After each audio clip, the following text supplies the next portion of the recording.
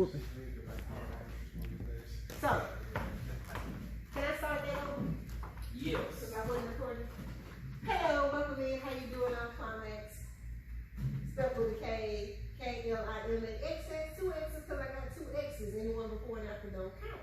So you are here on Get On It, Spit On It, Paint On It, or I messed it up anyway. But I'll fix it the first time. However, so to get on it, I had stage fright, like it was terrible, like it was terrible. And I was like, Lord, if I'm ever gonna be on the stage, I gotta get it out my system. So I learned to write it down. So that's what the Get On It is. So you write it down, do a skit, do a comedy, write some poetry, and then I was like, I gotta figure out how to get out of stage fright. But then I also like to bake. So because I like to bake, that's where y'all got the paint on it. So y'all got some buttercream, with some vanilla butter cake, and it smells delicious. And my middle name is Buttercream. And one day I'm gonna get a man, he gonna tell me I'm delicious. And my last name is Mistress. M-I-S-T-R-E-Z-Z, because I like those. So, I put some watercolor. It's edible, so I call it watercolor, but it's edible food coloring. I've learned my lesson on this. I have diluted it so your mouth ain't blue, yellow, purple, and then you go home and you talking about, baby, hey, you look like you ate a whole bunch of 9 and laters and all of this is different colors. We're not doing that, we classy. So I'm gonna give y'all one piece of poetry. I am an erotic poet. I am also a regular poet, but that ain't what y'all can do right now. And then we're gonna let Justin sing. Because Justin is a singer. Yes, I am. Because you look like you weren't ready. You might have to help her with her pain. So, first poem is called, let's see, we're going to do happy for us. Because we just here. So when I give you a keyword and I say giraffe, I need you to say licking and licking. So, giraffe. Licking and licking. All right, I got that. You got A. Okay, so, have you been to a forest? The elephant knocks on the door. Her legs answer. Not sure if they're supposed to open that wide or not. The trunk leads the way as the tongue waits patiently for the rain. But that giraffe is Licking and licking. That's like, what? Licking and licking. So the trunk goes up, and it goes in and out, and in and out of it.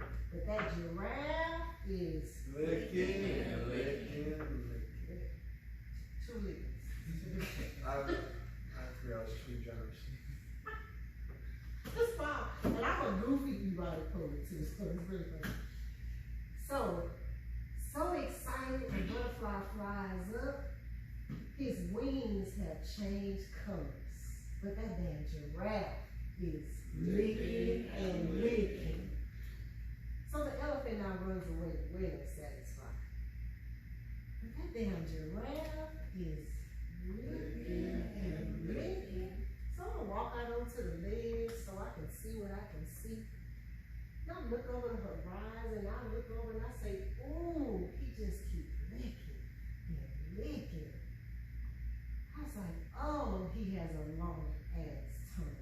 I wonder if I can rain hard enough to reach down that long ass neck of his. Damn, he just keeps licking and licking. So the giraffe, Licking and licking.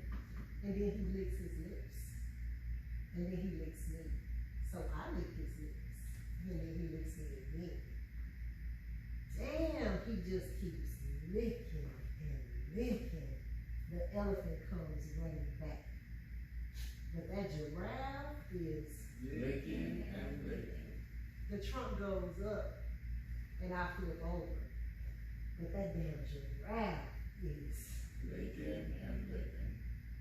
who knew that an elephant and a giraffe could play so well with each other? Did y'all know that? Nope. Who knew that they could make a treehouse shake? Who knew that they could create a climax? Hi,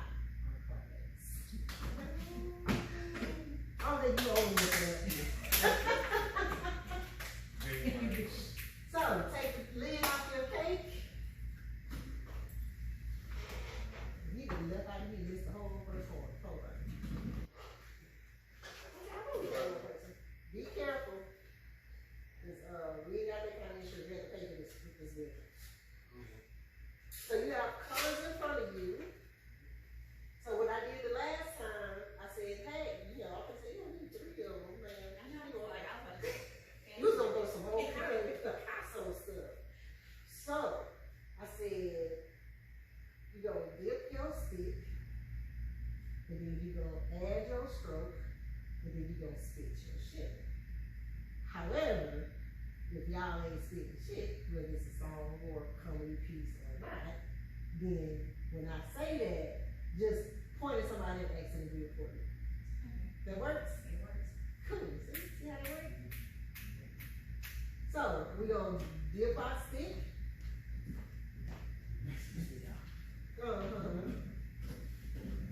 And then we're gonna add our stroke. What's your name, ma'am? Yolanda. And Yolanda, you're gonna spit your shit. So Julius, tell me a 30-second joke.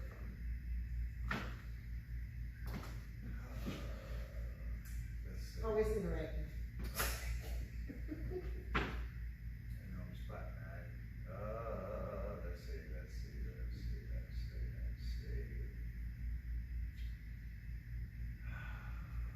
30-second joke.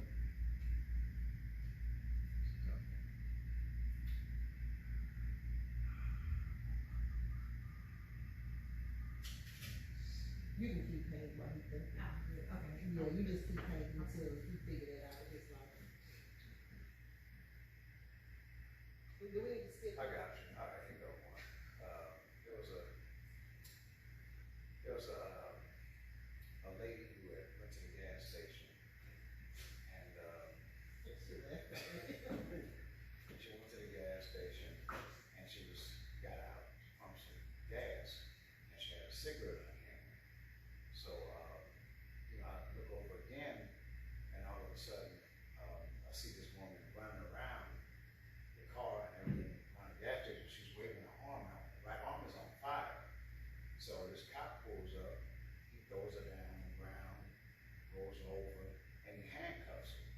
So I walk up to the police officer and I was like, sir, this lady probably got second and third degree burns on. She needs to get to the hospital immediately. He said, get back in your car, sir. I said, okay. So he said, well, since you getting into my business, I arrested her because she was waving a firearm.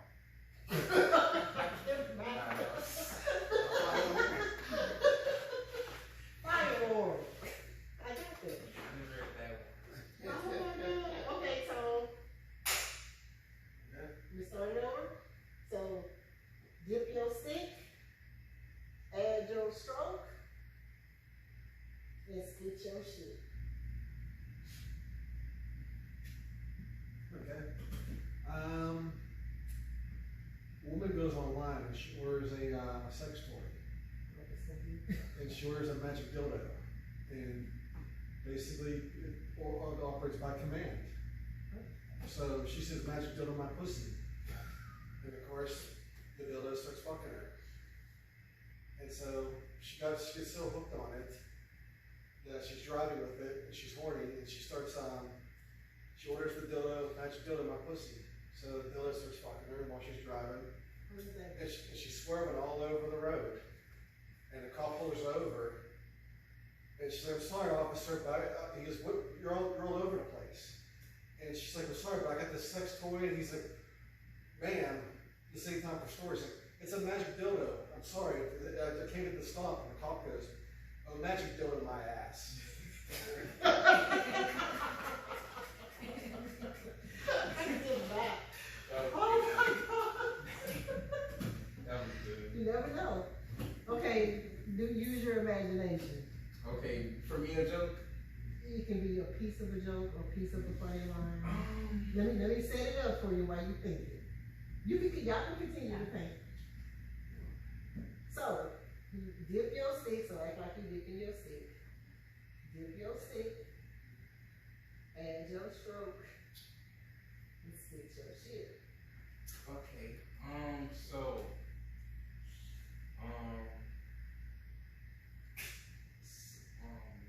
So there was a Spanish girl.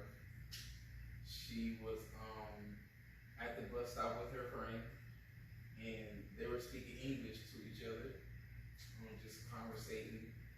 And a black guy comes up, and he tries to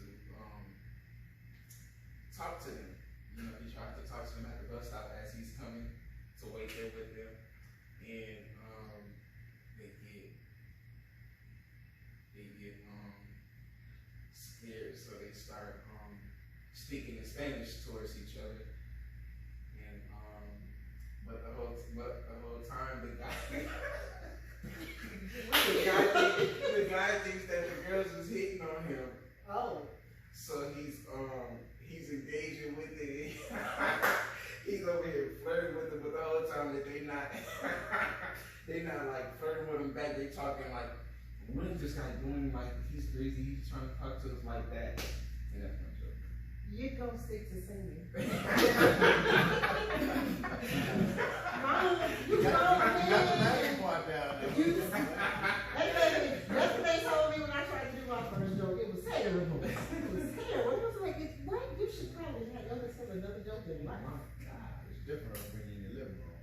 I know, but I was in front of people that decided I could do it. So, and I literally started because I like both things. Both things give me passion. So poetry gives me passion, baking gives me passion, food is my love language, and I say poetry is my way to your soul. So that gives me that in-depth, sophistication, getting all up in there. So, we're going to do enemy, mighty mode, rap pony, around her. So I'm going to let you go first. Okay. Yeah, but you want to get out here in the spotlight. I'm going to just go and turn the spotlight so we can see you in the spotlight. Hold on over there, then you'll just chairs. No, you come right here. Yeah, because you don't make it look like it's one of the I know it's so many people. Don't do that. You know it's a lot of thousands. I know. It is. Okay. Oh, I was trying to make sure I was recording. Coming to the stage. I like it funny. Don't fall. Because I will laugh. You could just right there in the middle. I gotta make Oh yeah, walk in. So coming to the stage. Start with a J, ends with a Foggle. Oh, Foggle. You don't beat me up. Welcome, comedian. Let's get it. Hey. Hey. All right, I'm gonna start out by doing, I'm gonna mix up since we got different arts in here. I'm gonna do a spoken word piece. What? And it's called, first of all, let me ask y'all a few questions. Start there. Have y'all, anybody here owe y'all some money? Yes. Nobody lends anybody any money? No, I can get that. Okay, well, this is for like when you lend somebody some money, and person promises they're gonna pay you back on a certain day. That day goes around, you ain't heard from this person, you ain't got no text, you ain't got no call, and then it gets a little bit worse than that because you start seeing this person on Facebook and Instagram, and they doing certain shit that you don't think they should be able to do with them still owe you this money. Right? You know, it's kind of like giving me back your money is the last thing on their list of damn priorities. So this piece that I call is called How the Hell. How the hell are you in Jamaica at an all-exclusive resort when you owe me $100? How the hell is your ass in the strip club, in the champagne room, and making it rain when you owe me $100? How the hell is your ass going down to Louisiana to the casino, playing dollar slot machines and blackjack when you owe me $100? How the hell you gonna come ask me, can you borrow some more damn money when you owe me $100?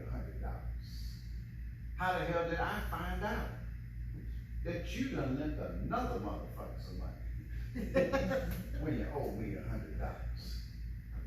How the hell do you got the unmitigated gall to come ask me if I got change for $100 bill when you owe me $100? And the last one is, how the hell do you got a $250 reward for your lost dog when you owe me $100? You looking for your dog? You don't know where your dog is? Well, guess what? I got that motherfucker. That ain't no reward money, that's ransom right there. You That's got funny that as shit. money. Just stole Let's see, what else we gonna get into now? We got this Canelo and Crawford fight coming up. Anybody gonna watch the fight? Yeah. Watch who you got winning? I think Canelo. Got Canelo. Who you got? I don't know. You don't watch fights? What about you? Me either. Who you got? Canelo? Canelo. Oh, it's Crawford. Canelo and Crawford. Who you got?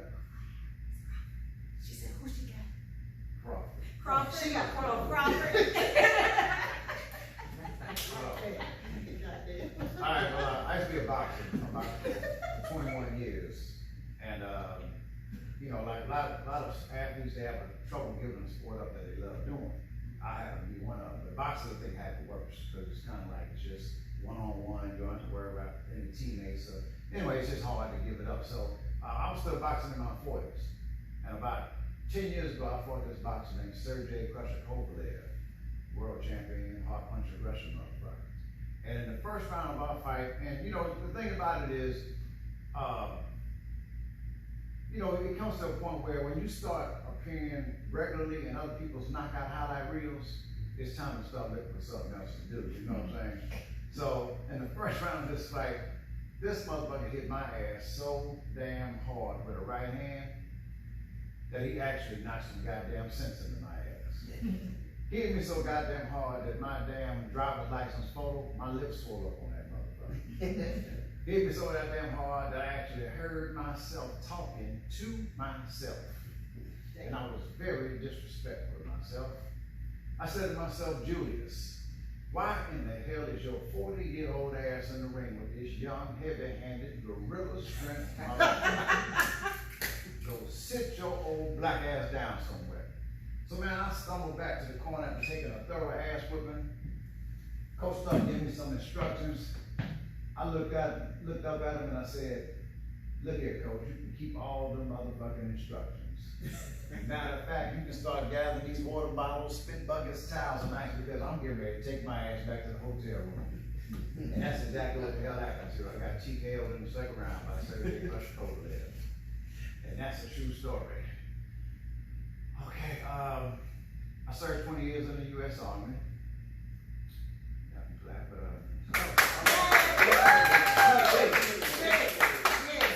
retired in 2010, and you know, Veterans Day to a veteran is like one of the best days of the year because we get to hook up. A lot of restaurants, they honor veterans, they give us free food all day.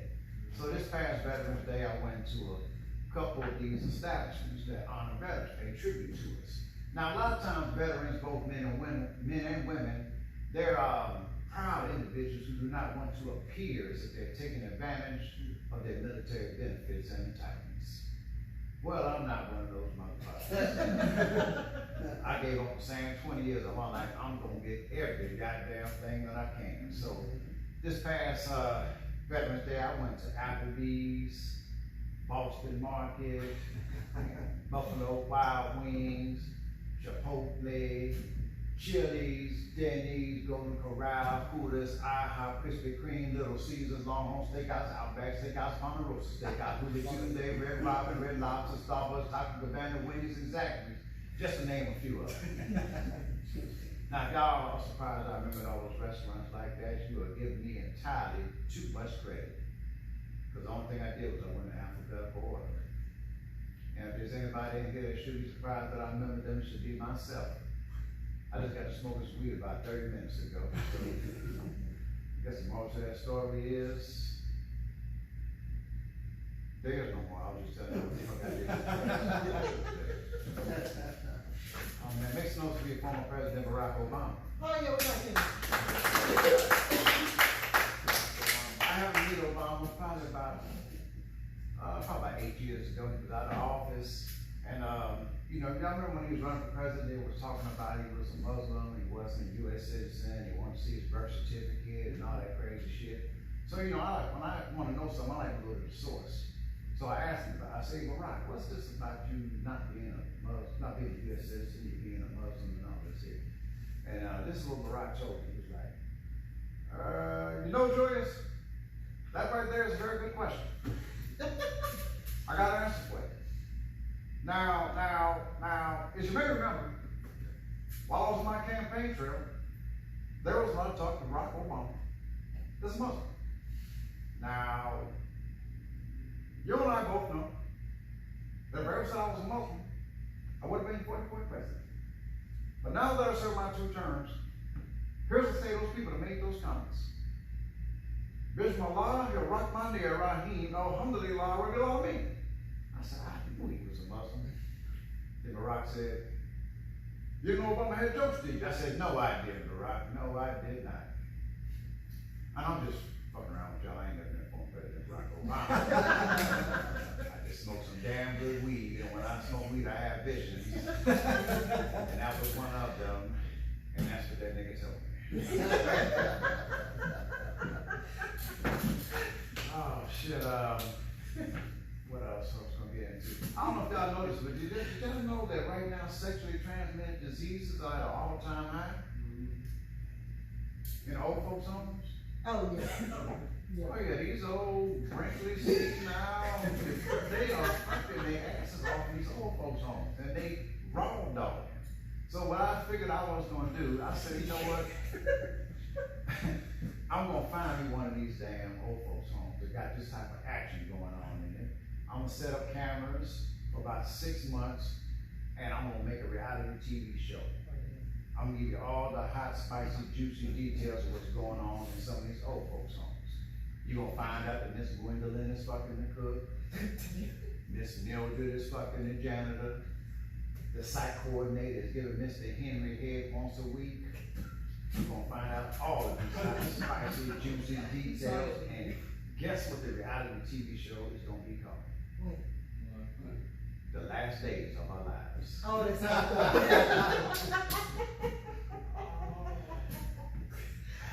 I don't think men over,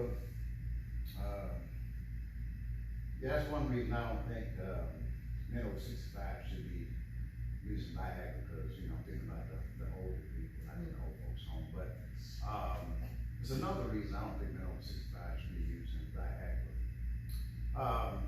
Let's just say that you let your kids go over to their grandparents' house for the weekend, and Pawpaw done took a Viagra. Now, I don't know, but what I heard is that when you take a Viagra, you got to get it, you got to get it, you got to get it. So, you know, Pawpaw, you know, he gonna be in bed by 9 o'clock every night anyway, right? So that means he got to get it early. So, you know, they ain't used to having any parents, your siblings, they've been out of the house for a while now. So, you know, you go in the bedroom, your mama go in there, he ain't lock the door. All of a sudden, one of your children walk in the damn door, open the door, and Pawpaw is going to town. Bang! Bang! Bang! And now your kid is sitting at the door and shell shocked, and he's just crying. Got his eyes wide open and stuff, and he's like, "Get off my grandmommy!" That don't stop your dad. Why? Because he done took the damn hearing aids out, put them on his business, and he's going to town. Bang! Bang! And that got to be a very traumatic experience to a little child, you know what I'm saying? So that's the second reason I don't think men over 65 should be using Viagra, because I'm thinking about the children. And I believe that children are our future. And when you really think about it, that's one of the most stupid beginning verses to a song. I believe that children are our future. What do you mean you believe in children? Now, you know they're the future. Who the hell is the future? Pawpaw? Shit, he got a few years left. What else? I got a brother. Anybody here had a midlife crisis? Yeah. Okay. It usually hits around 38, 40, 42, somewhere around that picture. And my brother had a real rough one. It was rough. One of the roughest I've seen. My brother waits until he gets into his late 40s, mid 40s, to decide that he wants to marry a 20-year-old woman. Again, my brother decides that he wants to start making babies. Again, my brother ends up getting divorced. A-N. Now my brother's paying child support. A-N. I said, hey bro, I ain't trying to make a joke out of this, but you could pay child support part of your social security check. That didn't go as well as I thought it was, but that's all right. What else is that? It was a delay. I'm gonna tell y'all a story about a young man that lived in the deep south. His name was Willie. Willie lived in Alabama, and he's 17, 18 years of age, just graduated high school. He decides that he wants his independence, tired of living with his mama. So he took, now there's one thing about Willie. Willie had a severe speech impediment. So he tells his mother one day, he says, Nana, I'm going to Washington, D.C., and I'm going to get me a novel. His mama says, son, you say you're going to Washington, D.C. and get you a job? He says, nah, that's what I need. So he goes up to D.C., it's late, he got to get him a hotel room. He knocks on the desk, the lady comes out, can I help you, sir? He said, I need me a no-nail noon. They said, you need a hotel room? He says, nah, that's what I need. So she gives him the key to the room. 2 hours later, he runs back down to the desk, he's banging on the desk, lady comes out, what's going on, what happened? He said, there's a naked man in my noon with a nun. She says, sir, what the hell did you just say? I Ned, there's a naked man in my noon with a nun. She said, sir, did you just say there's a naked man in your room with a gun? Not what I need. She said, well, what did he want? What did he say? He Ned, if I didn't know his Nick, he was gonna nuke me. She said, sir, wait a minute, wait a damn, what the hell did you just say? I Ned, he Ned, if I didn't know his Nick, he was gonna nuke me. She said, sir, did you just say, he said if you didn't suck his dick, he was gonna shoot you? Not what I need. She said, well, what happened? He said, you didn't hear no gunshot go off, did you? Oh.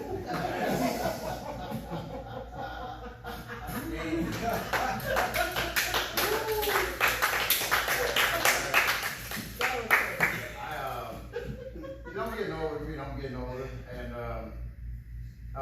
what was it? Oh, okay, so, had like 3 surgeries on my spinal cord, right? Probably can't tell, but I've had 3. I had 2 through here, 1 in my lower back. So it caused my right leg, it's a little weak on the right side, so when I'm walking sometimes, especially when I got on flip-flops or I've been drinking too much, it caused that right foot to kind of drag a little, right? So I wanted to go visit one of my military combat buddies who was in Operation Desert Shield because I hadn't seen him in like 20 years, right? So we go to the gas station, but I had to go get something to take my medicine. So I got some blunt paper. So we walking out of the gas station and that little metal strip that's on the floor, when I walk across it, my foot dragged on and snagged on it, and I'm talking about I did like a fucking, I've never done a flip in my life, this is the first time and hopefully it's the last time. But I did a damn flip, so where my head is, that's where my feet ended up being at.